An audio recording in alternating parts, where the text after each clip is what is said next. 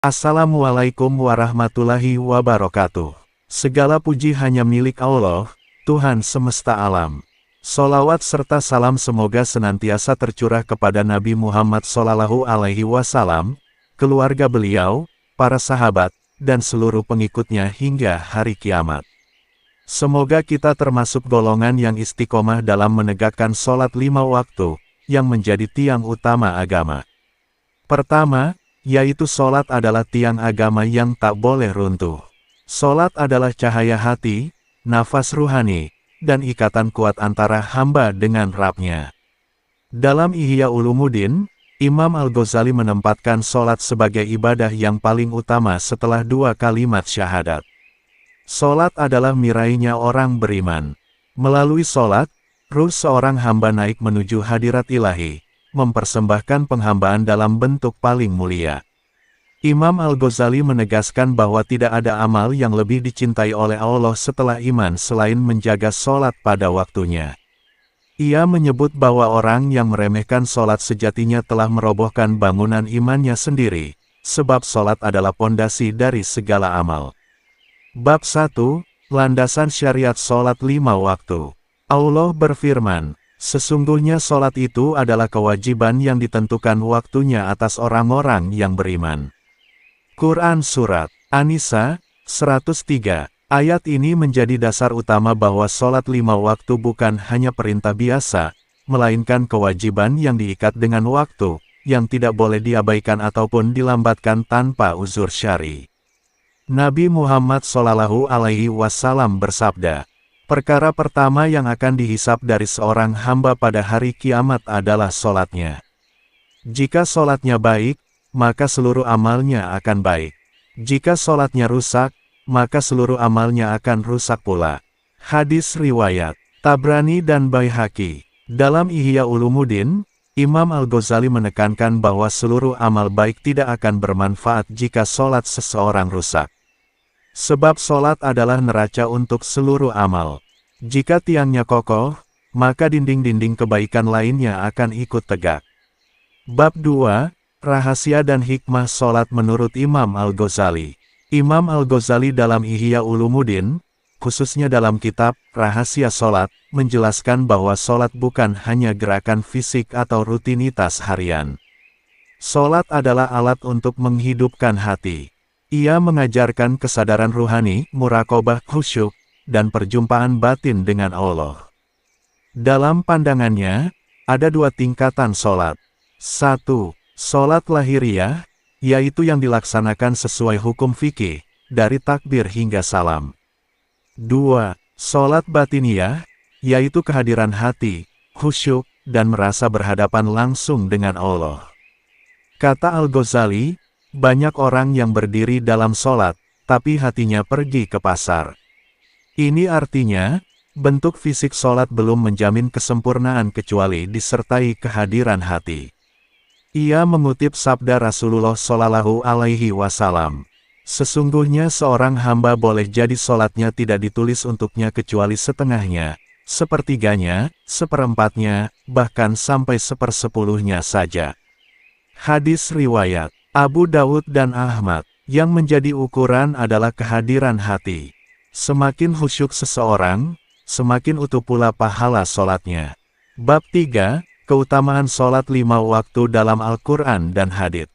Imam Al-Ghazali dengan sangat kuat menyandarkan keutamaan sholat 5 waktu kepada nas-nas suci, baik dari Al-Quran maupun Hadits. Dalam Ihya Ulumuddin, beliau mengumpulkan dalil-dalil tersebut untuk menunjukkan bahwa tidak ada ibadah yang sebanding dengan sholat dari segi fadilah, keistimewaan, dan dampak spiritual. 1. Sholat mencegah perbuatan keji dan munkar. Allah berfirman, bacalah apa yang telah diwahyukan kepadamu, yaitu Alkitab Al-Quran, dan dirikanlah sholat. Sesungguhnya sholat itu mencegah dari perbuatan-perbuatan keji dan munkar. Quran Surat Al-Ankabut 45. Imam Al-Ghazali menjelaskan bahwa ayat ini bukan hanya anjuran, tetapi pernyataan bahwa sholat adalah tameng moral. Ia bukan sekadar ritual, tapi benteng jiwa dari dosa dan kefasikan. Sholat yang benar akan membentuk karakter yang luhur, sebab ia menghubungkan hati dengan Allah dan menjauhkan dari keburukan. 2. Salat menjadi cahaya dan penolong. Nabi Muhammad bersabda, "Salat adalah cahaya." Hadis riwayat Muslim. Cahaya di sini, kata Imam Al-Ghazali, bukan hanya cahaya di wajah atau tubuh, tetapi cahaya dalam hati. Salat yang dilakukan dengan ikhlas dan khusyuk akan menyalakan pelita ruhani yang membimbing langkah seseorang di dunia maupun di akhirat. Rasulullah juga bersabda, "Sesungguhnya salat itu akan menjadi cahaya, bukti, dan keselamatan bagimu pada hari kiamat." Hadis riwayat Ahmad, Ibnu Hibban. Dalam tafsir ruhani, Imam Al-Ghazali menyebut bahwa orang yang menjaga salat akan dibangkitkan dengan wajah bercahaya. Wajah itu bersinar karena sering menghadap ke arah kiblat dan tunduk di hadapan Allah. 3. Pahala yang besar dan pengampunan dosa. Rasulullah Shallallahu Alaihi Wasallam bersabda, "Bagaimana pendapatmu jika di depan rumah salah seorang di antara kalian ada sungai, lalu ia mandi di dalamnya 5 kali setiap hari, apakah masih akan tersisa kotoran di tubuhnya?" Mereka menjawab, "Tidak akan tersisa sedikit pun." Beliau bersabda, "Demikianlah perumpamaan salat 5 waktu. Allah menghapuskan dosa-dosa karenanya." Hadis riwayat Bukhari dan Muslim. Al-Ghazali mengutip hadits ini dan menjelaskan bahwa salat adalah sarana tazkiyah, yaitu pembersihan diri dari dosa. Seseorang yang benar-benar menjaga salat, bertaubat di dalamnya, dan memperbanyak istighfar saat sujud, maka Allah akan membersihkan dosa-dosanya setiap hari, seperti air yang menghapus lumpur di tubuh. Bab 4. Salat sebagai penebus dosa. Imam Al-Ghazali menyebut dalam Ihya Ulumuddin bahwa manusia pasti memiliki dosa setiap hari, baik yang besar maupun kecil. Maka Allah memberikan sarana penyucian itu melalui salat 5 waktu. Dalam sabda Nabi Muhammad Shallallahu Alaihi Wasallam, "Tidaklah seorang muslim mendirikan salat fardu, lalu ia menyempurnakan wudhu, khusyuk, dan rukuknya, kecuali itu menjadi penebus dosa-dosanya selama ia tidak melakukan dosa besar, dan itu berlaku terus-menerus." Hadis riwayat Muslim. Kata Al-Ghazali, salat adalah seperti tetesan air yang membersihkan jiwamu. Setiap kali engkau berdiri dan mengucapkan, "Allahu Akbar," engkau sejatinya meninggalkan dunia dan segala dosanya untuk menghadap Allah. Ia juga mengutip perkataan sahabat Ibnu Mas'ud radhiyallahu anhu, "Barang siapa yang ingin berjumpa dengan Allah di hari kiamat dalam keadaan bersih, maka jagalah salat 5 waktu, karena itu adalah wasiat Rasulullah kepada umatnya." Bab 5. Salat sebagai penolong dalam hidup. Dalam kehidupan yang penuh ujian ini, Al-Ghazali mengajarkan bahwa salat adalah sumber kekuatan spiritual. Ia menukil firman Allah, "Jadikanlah sabar dan salat sebagai penolongmu. Dan sesungguhnya salat itu sungguh berat, kecuali bagi orang-orang yang khusyuk." Quran Surat Al-Baqarah 45. Al-Ghazali menafsirkan bahwa dalam setiap kesempitan, orang yang menjaga salat akan menemukan ketenangan. Saat duka menyelimuti jiwa, sujud kepada Allah menjadi penghibur yang paling hakiki. Ia menulis, "Seorang hamba yang telah mencicipi manisnya sujud, tidak akan lari dari salat, karena ia telah menemukan ketenangan yang tidak ditemukan di tempat lain." Bab 6. Kisah ulama dalam menjaga salat. Dalam Ihya Ulumuddin, Al-Ghazali menyebut kisah para salafus sholih sebagai teladan dalam menjaga salat.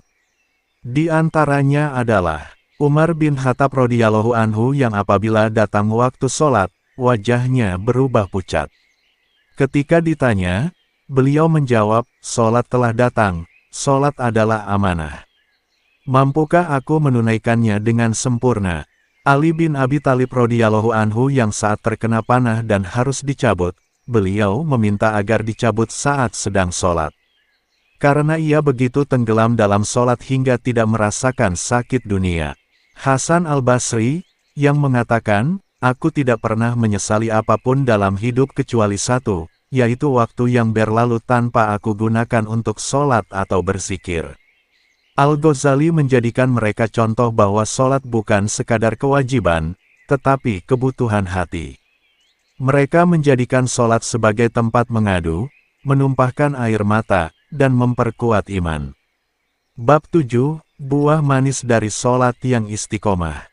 Imam Al-Ghazali menegaskan, siapa yang menjaga sholat dengan penuh keikhlasan dan khusyuk, maka Allah akan memberinya 1. Ketenangan hati, sebagaimana sabda Rasulullah, dan ketenanganku dijadikan dalam sholat. 2. Wajah yang bercahaya di hari kiamat. 3. Kedekatan dengan Allah dan keselamatan dari azab neraka. 4. Keistiqomahan dalam amal-amal lain, karena sholat adalah pangkal dari seluruh amal baik. Penutup, sholat adalah tiang agama, cahaya hati, dan penyejuk jiwa. Dalam Ihya Ulumuddin, Imam Al-Ghazali membuka tabir keindahan sholat bukan hanya dari sisi hukum, tapi dari sisi hakikat dan rasa. Ia menjadikan sholat sebagai media untuk mengenal Allah, mengadu kepadanya, dan menemukan makna sejati kehidupan. Jika sholat kita lurus, maka seluruh amal akan lurus. Namun jika sholat kita rusak, maka rusaklah seluruh amal. Mari kita jaga sholat 5 waktu. Bukan karena takut dosa, tapi karena cinta kepada Allah. Bukan karena terpaksa, tapi karena rindu berjumpa dengannya. Semoga Allah menjadikan kita menjadi ahli sholat yang khusyuk, istiqomah, dan meraih ridha-Nya di dunia dan akhirat. Wassalamualaikum warahmatullahi wabarakatuh.